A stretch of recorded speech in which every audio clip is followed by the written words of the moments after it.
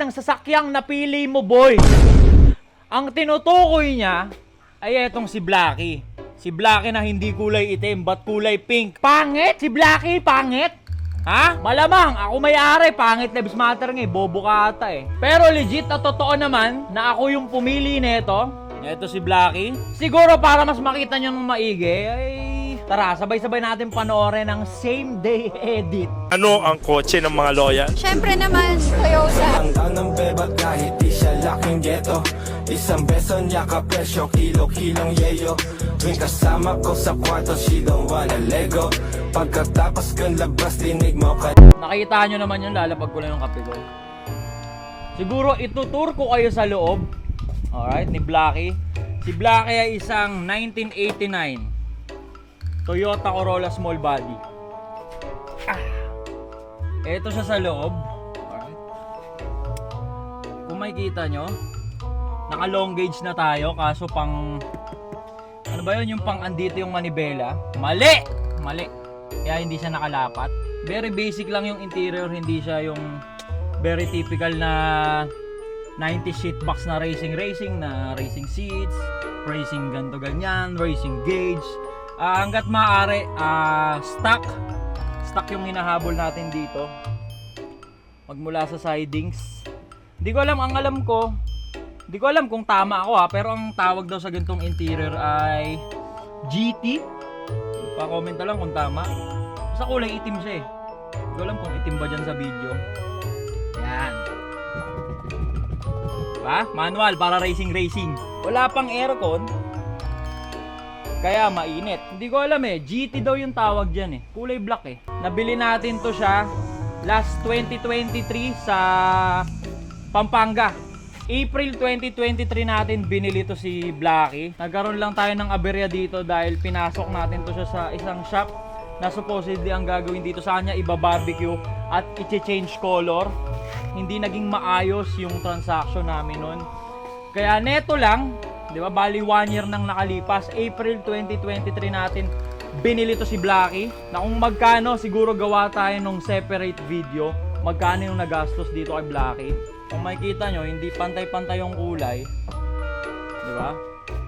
Tapos sablay-sablay. Hindi pa napinturahan to. Di ba 1 year nang nakalipas, tapos netong nakarang araw ko lang to siya na-i-vlog, si Blacky, di ba? Kasi nga, April 2023, pagkakuha natin sa Pampanga nito kay Blacky, ipinasok natin to sa isang shop dito sa Del Monte, Bulacan, para ipa-strip to metal, ipa-barbecue procedure, as a whole, ipapa-change color natin siya dapat. Ganyang kulay talaga yung pink.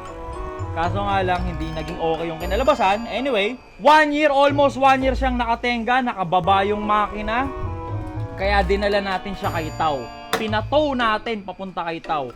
Si Tao yung naging to the rescue para i-assemble to kasi kinuha natin to dun sa shop na pinanggalingan. Nakabaklas lahat, nakababa yung makina, hindi na nag-i-start yung makina. Sa mga nagtatanong ano yung makina, ito yung makina. Ano to eh, 4E to, 4E FTE. Yan, na naka-turbo. Mapapanood nyo sa page ni ESC yung kung paano niya inayos, paano niya na-resolve kasi umuusok to siya. Anyway, kung bakit Toyota Corolla, iba kasi to. Iba yung Toyota Corolla eh.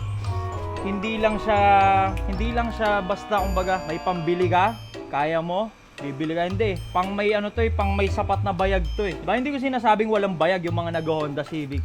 Pero yung Honda Civic kasi very labas ka dyan, lumabas ka sa highway, may makakasalubong at makakasalubong ka eh. Pero yung ganito 1989 na umaandar, sobrang bihira.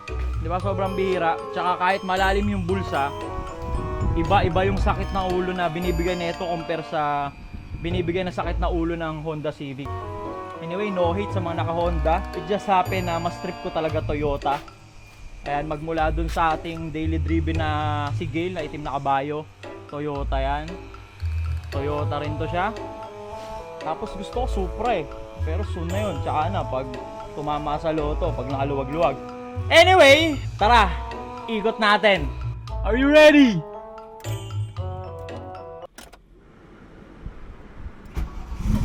Oh.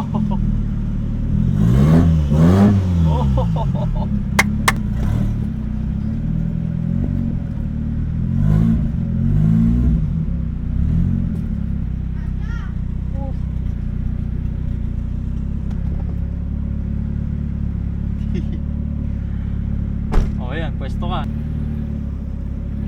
pang power steering.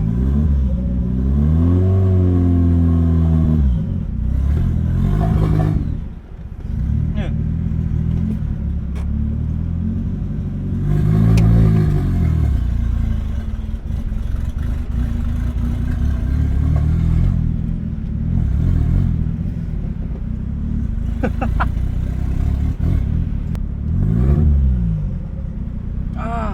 Wala pang aircon, wala pang EPS or yung electrical power steering. Pero umaandar, may coilover, may mags. Bali parang hindi pa naka full potential yung turbo, yung engine.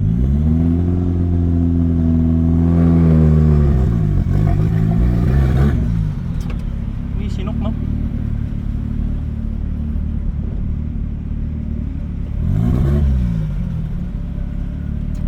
May sinok, hindi ko alam kung ano yun.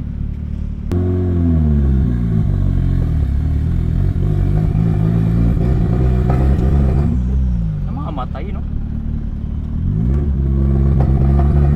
Ano yun?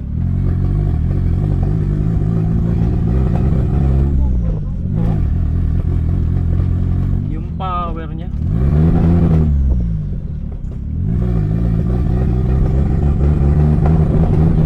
Ina, naghahagok na ewan. Sabi, pag naghahagok na ewan, sikipan daw tong mga to. Yung mga sakit-sakit. Tang inang yan.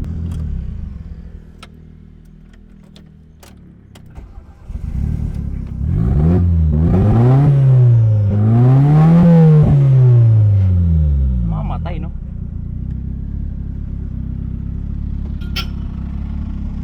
Boss, namamatay siya na ewan. Yun ang mga hindi ko nadadiagnose. Wala akong alam eh. Sigamit lang ako eh.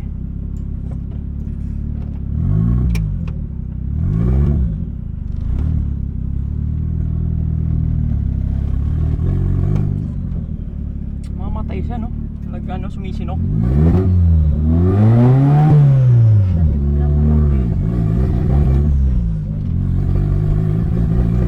It's happening.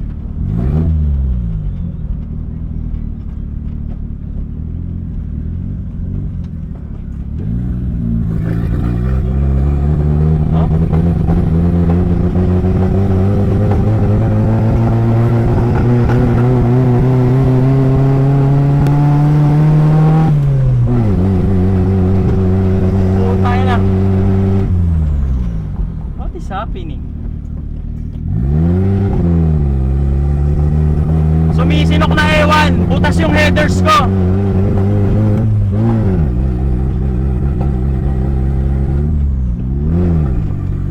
Butas yung headers ko eh. Pero hindi ganun dapat. Oh, ayun oh.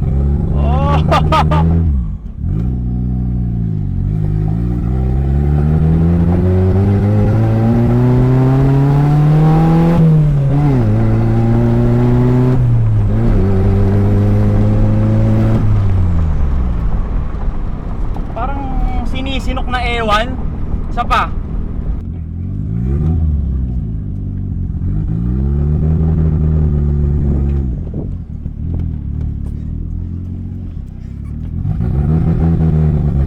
Oh.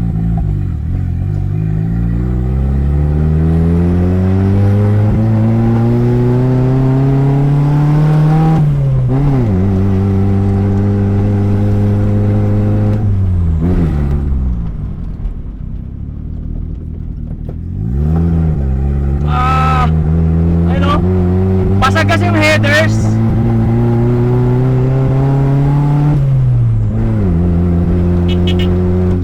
Tapos may ano, may leak yung mga tubo, yung mga pipes. Kaya kung makikita nyo, hindi pa siya roadworthy. Bali andito lang kami ngayon sa bakanting lugar dito sa tinitira namin, kaya safe dito. Baka may mag-comment, wala seatbelt! Umahal daw! Wala kami sa national road. Isa pa.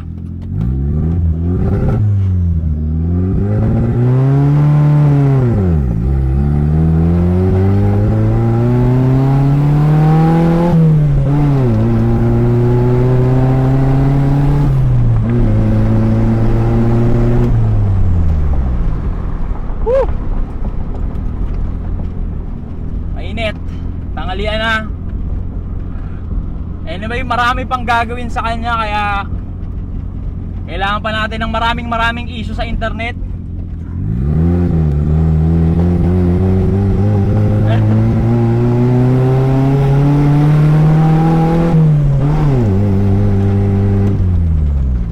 Woo! Dahil pang kailangan ayusin.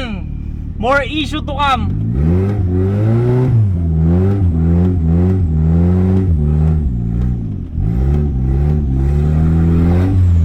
Ang mga issue ni Blanky, issue sa Facebook ang re-resolba. Uy, namatay.